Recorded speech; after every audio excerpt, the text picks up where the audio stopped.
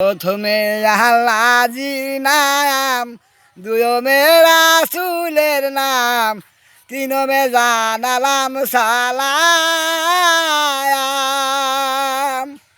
ওরে চারমে জানালাম সালাম, সবারই দর্জনের পায়। ছায়াতুরের ফকির এলো, ও সালাম জানাই তাহার পায়।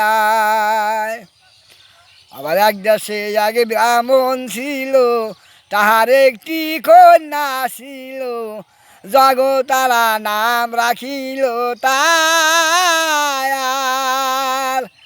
ওরে শিশুকালে দিছিল বিয়ে, জগতারার বাপ মায়। 8 বছরের কালে ও তারার পতি মারা যায়। বয়স যখন হইল 12, সবাই কিছু বইতেছিল। জগতারা মামা বাড়ি যায়। ওরে জগতারার মামা বাড়ি কদমপুর গ্রামে হয়।